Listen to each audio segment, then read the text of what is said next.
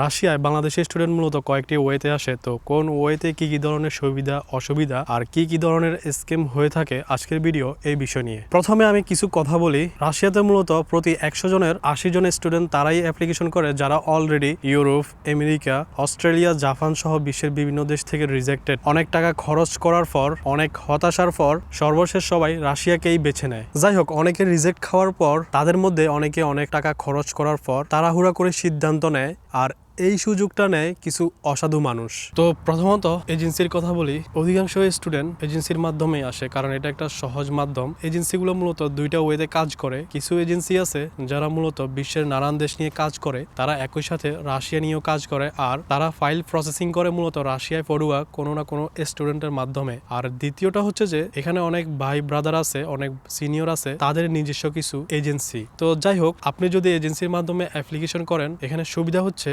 আপনার একটা নিশ্চয়তা থাকে, যে কোনো মুহূর্তে আপনি তাকে ধরতে পারবেন, আপনি তাদেরকে চেনেন, জানেন, এটা একটা সুবিধা। আপনার ফাইলটা প্রসেসিং করতে পারতেছেন একটা এগ্রিমেন্টের মাধ্যমে। অসুবিধা হচ্ছে যে আপনি যখন এজেন্সির মাধ্যমে অ্যাপ্লিকেশন করবেন, ধরেন আপনার ইউনিভার্সিটির টোটাল অ্যামাউন্ট, টিউশন ফি এবং হোস্টেল ফি সবকিছু মিলে হয়তো 3 থেকে 4 লাখ টাকা। এখন আপনি যখন এজেন্সির মাধ্যমে অ্যাপ্লিকেশন করবেন, এজেন্সি আপনার থেকে যে এক্সট্রা সার্ভিস চার্জ নিবে সেটা দুই ভাগে ভাগ হবে। একটা হচ্ছে যে এজেন্সির পকেটে যাবে, আরেকটা হচ্ছে যে যেই স্টুডেন্টের মাধ্যমে তারা ফাইল প্রসেসিং করতেছে তাদের পকেটে যাবে। তো সেই ক্ষেত্রে অনেক সময় সার্ভিস ফিটা 1 লাখ থেকে 2 লাখ পর্যন্ত হয়ে থাকে। আপনার যদি টোটাল লিগেল কস্ট 5 লাখ টাকা হয়, সেই জায়গায় সার্ভিস ফি এর জন্য 6 থেকে 7 লাখ, কখনো কখনো আরো বেশি হয়ে থাকে। তো এটা একটা বড় অসুবিধা। এখন আমার কথা হচ্ছে যে তাই বলে কি এজেন্সির মাধ্যমে অ্যাপ্লিকেশন করবেন না? অবশ্যই করবেন। আপনাদের যাদের বাজেট বেশি, অর্থাৎ টাকা পয়সা নিয়ে কোনো প্রবলেম নেই, তারা অবশ্যই এজেন্সির মাধ্যমে অ্যাপ্লিকেশন করতে পারেন। এরপর হচ্ছে যে আপনি কোনো না কোনো ভাই ব্রাদার, অর্থাৎ আপনার পরিচিত আত্মীয় স্বজন যদি থাকে, তাদের মাধ্যমে অথবা ফেসবুকে বিভিন্ন পেজ অথবা গ্রুপের মাধ্যমে পরিচিত হয়ে তাদের মাধ্যমে অ্যাপ্লিকেশন করা। এই মাধ্যমে অ্যাপ্লিকেশন করলে যে সুবিধাটা হয় সেটা হচ্ছে যে এরা যেহেতু সরাসরি ইউনিভার্সিটিতে পড়াশোনা করে, তাই আপনার সার্ভিস ফিটা এজেন্সির তুলনায় কম লাগে। অর্থাৎ যেখানে আপনাকে এজেন্সিকে দিতে হচ্ছে কথার কথা সার্ভিস ফি বাবদ 1 লাখ টাকা, সেখানে হয়তো তারা অর্ধেক নিচ্ছে। অথবা যদি এজেন্সিকে আপনি 2 লাখ টাকা দেন, সেখানে হয়তো বা তারা আপনার থেকে নিচ্ছে 1 লাখ টাকা। তো এই ক্ষেত্রে এটা একটা সুবিধা। আর তাছাড়া আপনি যখন তার ইউনিভার্সিটিতে আসবেন, আপনাকে বিভিন্ন সময় বিভিন্ন ধরনের সুবিধা অসুবিধা দেখবে। তো এই মাধ্যমে অ্যাপ্লিকেশন করলে আপনার সুবিধার চেয়ে অসুবিধা সবচেয়ে বেশি। তো অসুবিধাগুলো হচ্ছে যে এখানে যেটা হয়, বেশিরভাগ সময় অনেকের থেকে অগ্রিম পেমেন্ট নেওয়া হয়, বিশেষ করে অ্যাপ্লিকেশনের জন্য অথবা টিউশন ফির জন্য। তো সেই ক্ষেত্রে তারা অনেকেই আছে যারা আমাকে অলরেডি মেসেজ করছে। তো তাদের মতে তারা কি করে, তাদেরকে ব্লক দিয়ে দেয়। তাদের যে মেসেজ করা হয়, মেসেজের টেক্সট, এগুলো সবকিছু ডিলিট করে দেওয়া হয়। তো এইখানে একটা বড় স্ক্যাম হয়। তো এই জন্য আপনাদের যেটা করণীয় সেটা হচ্ছে যে আপনারা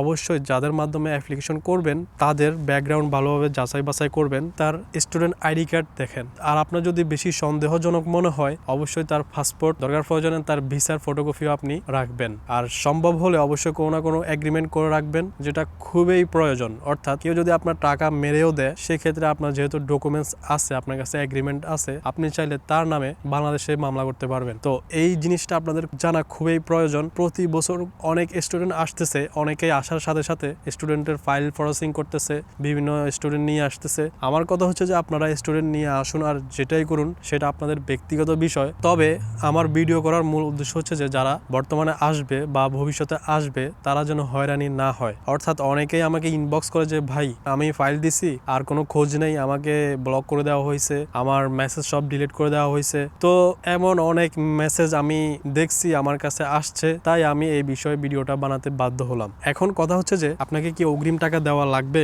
হ্যাঁ, আপনাকে অগ্রিম টাকা দিতে হবে, কারণ ফাইল ওপেনিং চার্জ হিসাবে আপনাকে কিছু টাকা দিতে হয়। আবার অনেক সময় আপনার ইউনিভার্সিটি যদি আপনার থেকে অগ্রিম টাকা চায়, তো সেক্ষেত্রে আপনাকে অগ্রিম টাকা দিতে হবে। তবে সব ইউনিভার্সিটি আগে অগ্রিম টাকা চাইতো না, কিন্তু বর্তমানে বাংলাদেশি স্টুডেন্টদের জন্য যখন তারা বিনামূল্যে ইনভাইটেশনগুলো বের করে, তখন অনেকেই মত চেঞ্জ করে ফেলে, আর তারা ইনভাইটেশন পাওয়ার পর আর রাশিয়াতে আসে না। এই জন্যই মূলত বেশিরভাগ ইউনিভার্সিটি এখন বর্তমানে অগ্রিম কিছু টাকা চায়, 10% অথবা 20%, অথবা আপনাকে নির্দিষ্ট অ্যামাউন্ট বলে দিবে 50,000 রুবল থেকে 1 লাখ রুবল পর্যন্ত আপনাকে অগ্রিম দিতে হবে। এরপর যে প্রসেস সেটা হচ্ছে যে নিজে নিজে অ্যাপ্লিকেশন করা। নিজে নিজে অ্যাপ্লিকেশন করার যে সুবিধা সেটা হচ্ছে যে আপনার টোটালি কোনো ধরনের সার্ভিস ফি দেওয়া লাগতেছে না কাউকে। এই ক্ষেত্রে অসুবিধা হচ্ছে যে আপনার ডকুমেন্টেশনগুলো রেডি করা। তো অনেক ইউনিভার্সিটি আছে যারা বাংলাদেশ থেকে ট্রান্সলেশন করলে অ্যাকসেপ্ট করে, কিন্তু বেশিরভাগ ইউনিভার্সিটি যারা বাংলাদেশ থেকে ট্রান্সলেট করলে অ্যাকসেপ্ট করে না। তার জন্য রাশিয়াতে পড়াশোনা করে এমন কোনো ভাই ব্রাদারের মাধ্যমে আপনার সার্টিফিকেট, মার্কশিট, পাসপোর্টগুলো ট্রান্সলেট করতে পারেন এবং নোটারি করতে পারেন। সেই ক্ষেত্রে কিছু টাকা লাগতে পারে। এবারে যে রাশিয়ান কারেন্সি হিসাব করলে 6 থেকে 7,000 রুবল এরকম লাগে। সো গাইস, আমি সবকিছু হয়তো বা ক্লিয়ার করতে পারিনি। আমি আমার মতামত শেয়ার করলাম এবং আপনাদেরকে চেষ্টা করলাম যে কিছু বিষয় জানানোর জন্য। আরো কিছু যদি জানার ইচ্ছা থাকে তাহলে আপনারা আমাকে কমেন্ট করতে পারেন এবং ইনবক্স করতে পারেন। আমি চেষ্টা করব আপনাদেরকে সর্বোচ্চ হেল্প করার জন্য। তো যাই হোক, ভিডিওটা যদি ইনফরমেটিভ মনে হয় অবশ্যই শেয়ার করে দিবেন আর লাইক কমেন্ট করবেন, অবশ্যই সাবস্ক্রাইব করবেন। So guys, stay bless, stay rocking. It's your boy rocking from Russia. Bye bye, আল্লাহ হাফেজ।